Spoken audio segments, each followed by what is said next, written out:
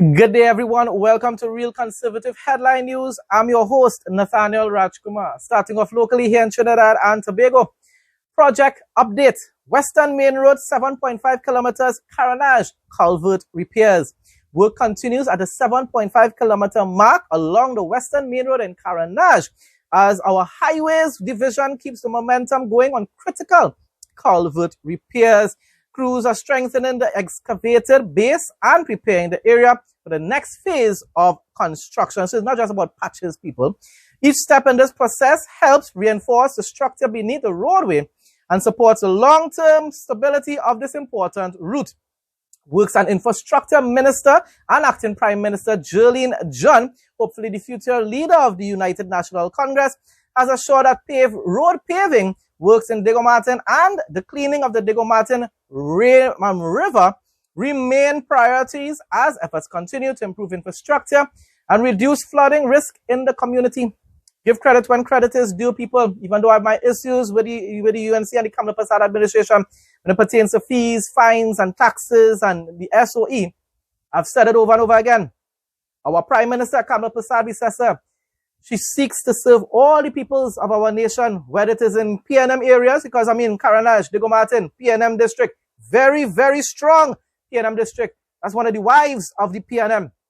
And yet she's also seeking to develop their country. And I've said it. She's going to utilize the revenue that is being generated in order to improve our healthcare, our infrastructure, our education system, and of course, invest in like agriculture and the energy sector. Don't go anywhere. More local, regional, and international news up next. The Highways Division of the Ministry of Works and Infrastructure. Friend, you could call me old too, that's all right. Right? Good. The Highways Division of the Ministry of Works and Infrastructure customary conducts patching works on the road. This is the Moncoko Road between the Four Roads intersection and Majuba Crossroad in Pity Valley. Never fix the road, nobody asks me question, but it's all right. But we are proper government. All right? We are proper government for all. And when UNC wins Moncoko Road between the Four Roads intersection and Majuba Crossroad in Diego Martin, they win too.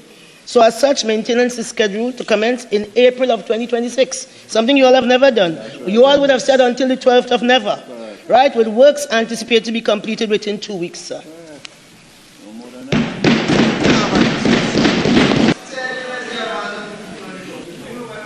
Diego Martin Central, number 57. Thank you, Mr. Speaker. Mr. Speaker, question number 57 to the Minister of Works and Infrastructure and Acting Prime Minister. Honourable Minister. In response to that question, Mr. Speaker, the Diego Martin River is approximately 2.0 kilometers long and runs from the Diego Martin Valley flowing south towards the Gulf of Paria. The Ministry of Works and Infrastructure undertakes maintenance work on rivers utilizing the Drainage Division in-house river control workers. The division has 2 river control worker crews assigned to the Diego Martin area, which is 2 more than they had, by the way. These crews are currently operating at Simeon Road and Lansmitton. The residential area, which runs parallel to Jasper Avenue in Diamondville, is scheduled to be manually cleaned with works proposed to commence in the next cycle of planned works. This cycle is scheduled to begin on March 9, 2026. The works are anticipated to be completed in approximately 3 weeks thereafter.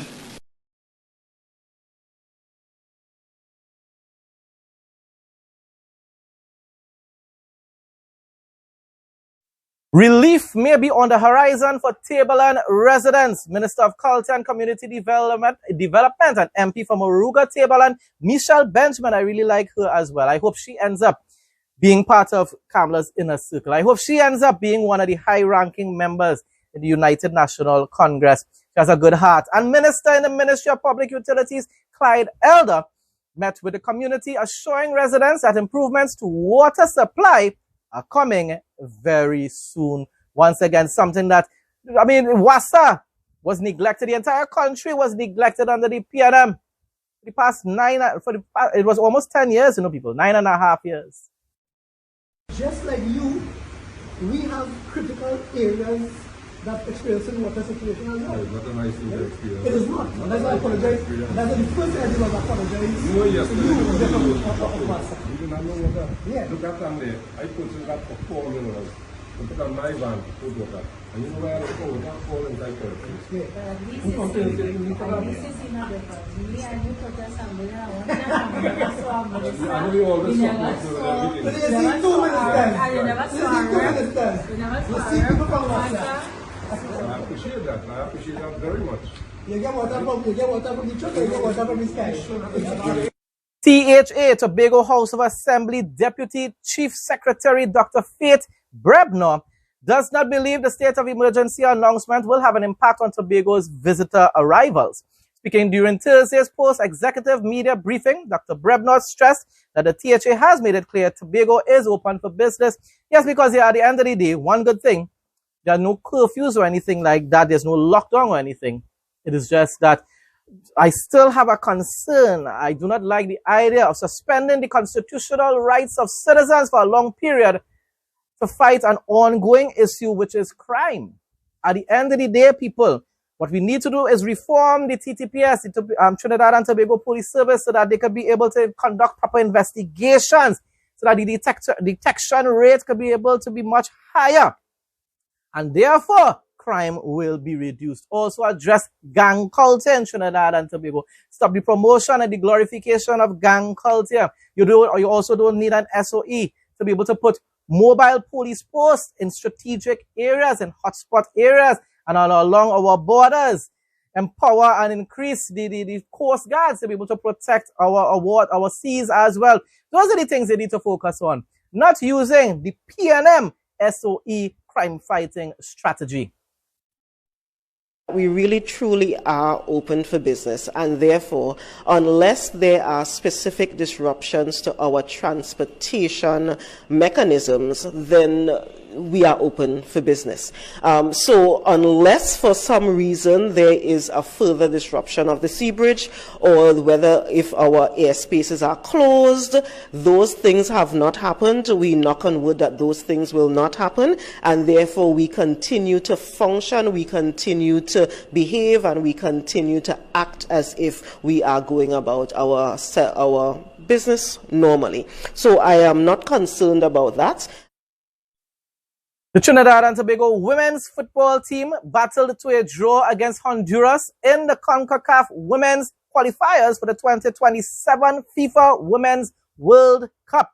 The two nations will complete their participation in the World Cup qualifiers in April. The Trinidad and Tobago is scheduled to face El Salvador in a winner-take-all match to determine who qualifies. That is usually where Trinidad reach is. But I do I wish them all the best. Who knows? Maybe this time we could end up being the one that qualifies. Don't go anywhere. Local, regional news up next. The hosts opened the scoring in the 9th minute through Alison Reed. Reed scored again in the 21st minute when she converted a cross from Evelyn Ordonez to register at the far post. Trinidad and Tobago reduced the deficit in the 41st when Katie Johnson converted a penalty kick following a Honduras handball in the box. Down 2-1 at the break, TNT upped the pressure in the second half and found the equalizer in the 87th minute courtesy a Nikita Gosain penalty kick. The two nations will finish their participation in the World Cup qualifiers in April, with Trinidad and Tobago scheduled to face El Salvador in a winner-take-all match to determine who qualifies. Minister of Housing Andrew John says his ministry is receiving much needed support from various entities and organizations to further advance housing development in St. Vincent and the Grenadines. Speaking with SVG TV News yesterday, Minister John revealed that a shipment of materials for Union Island is expected soon. The shipment will go toward the construction of approximately 200 homes on the island. The new political party in St. Vincent and the Grenadines reminds me a whole lot of the United National Congress here in Trinidad and Tobago and the PPP Civic Party in Guyana. They seem very genuine in their desire to serve the citizens of their country.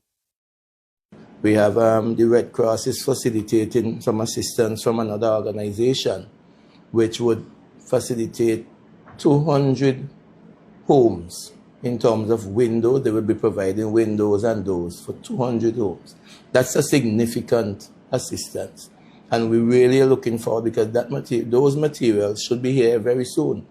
I think I just spoke to a gentleman maybe the next week or two, because he said the hold up right now is not really the purchasing of the material, but they're trying to get them into containers rather than sending the windows like that, where many of them could be damaged. The US $10.8 million Guyana-China Friendship Park, formerly known as Joe Vieira Park, is nearing completion, and is set for opening shortly. The upgraded park will feature a forest picnic area, wooden walkways, a duck pavilion, landscaped lake with bridges and corridors. Sounds really beautiful. A hydrophilic platform and football fields with seating for about 500 spectators. Additional amenities include pavilions and a manufacturing plaza, creating a modern recreational space for families, sports, and community events. And God blesses me with the finances, most likely through these YouTube channels, I will definitely visit Guyana and that specific park, and I will show all of you, my viewers, my faithful viewers, all the different areas where I visit. It's not just about news on my channel. Yes, it's a news channel, but I also want to highlight certain like nature videos. That's why I have the travel segment also, and I've added it on to my Real Conservative News channel as well.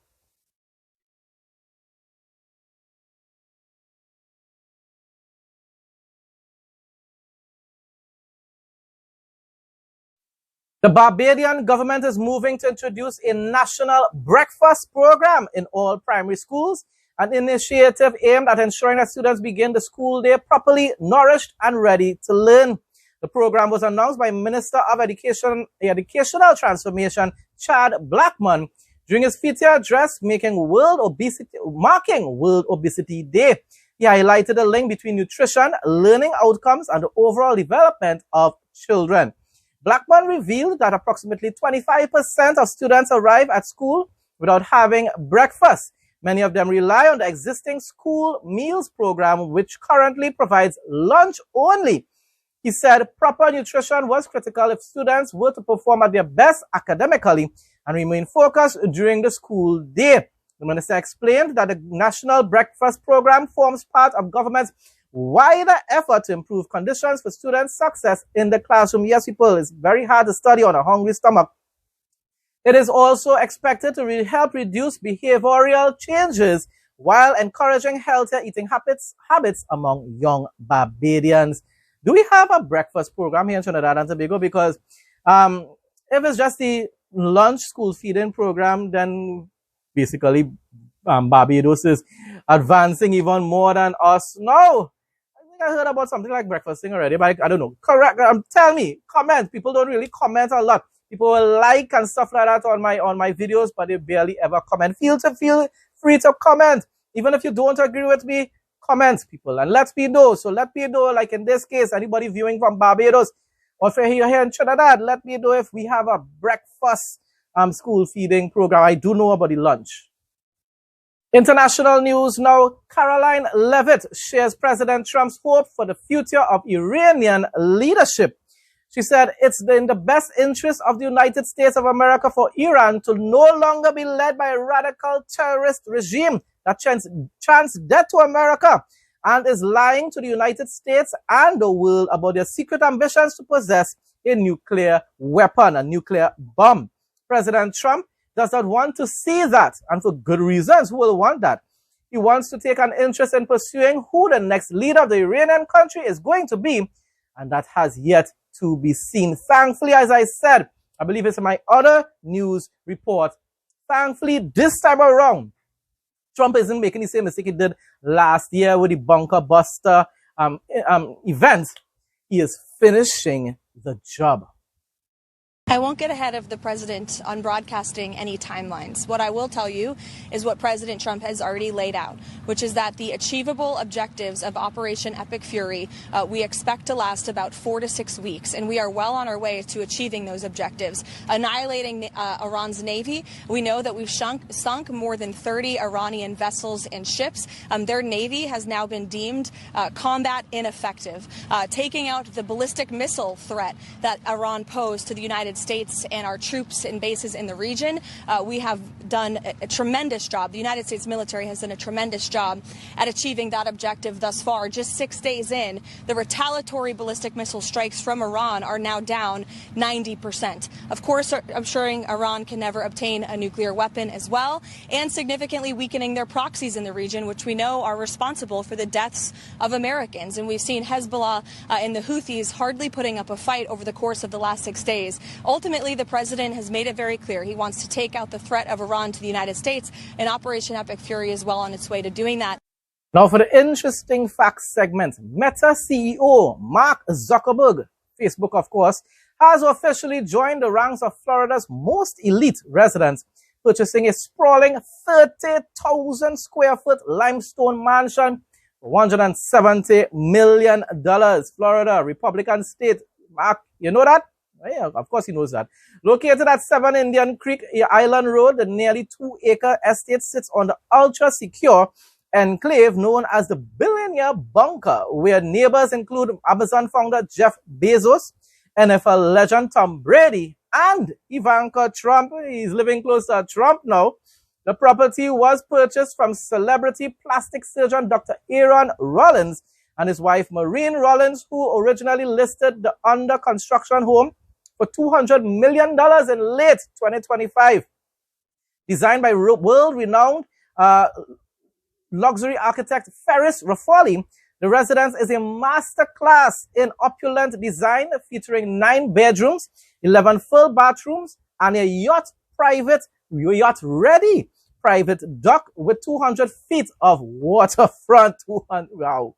The interior boasts a 1,500-gallon aquarium, you know, people, 1,500 gallons, that serves a living room divider, a double-height library with a secret passageway, and a massive central staircase situated beneath a grand skylight. Wellness is a priority in the new estate, which includes plans for a fully equipped gym, hair salon, massage room, and a resort-style heated pool with private cabanas. Now, of course, he earned that money. He deserves to spend it however he wants. I personally, if I was a billionaire, even if I was a millionaire, I would have been spending that money in 2 ways. Number one, yes, build a comfortable home. I don't want no big mansion and stuff like that. Comfortable home. And I would have assisted my family members and friends in bettering their lives. That's how I think. I love to help people. And therefore, I would have assisted my family members and friends in their lives, to improve their lives. And of course, I would have done a whole lot of traveling. And everywhere that I traveled, visiting places like Africa and India and so forth, I'll have been assisting communities, areas within those countries that are in need of basic amenities. That is what I would have done. Now, I don't know. Most likely Mark Zuckerberg does probably donate a lot of money. But it is just to me, you know, being a billionaire and showing off and having all those luxurious things to enjoy. And yet, I mean, come on. I just don't see the necessity in doing that. Have a comfortable home, live a comfortable life, do a lot of traveling, but using a lot of the finances that I had it, to be able to help others at least live a comfortable life.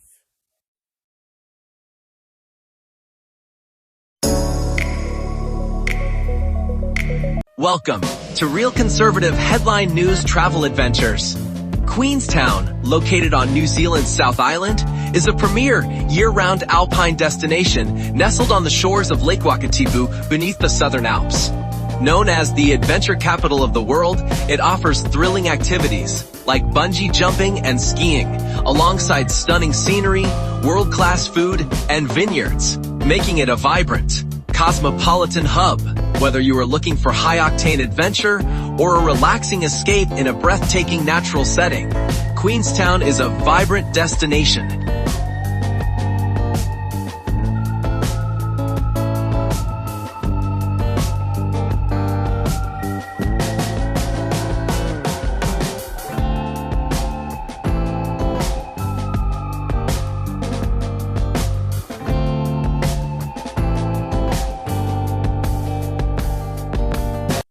Folks, that brings us to the end of today's news headlines. Thanks again to everyone who continues to support my content.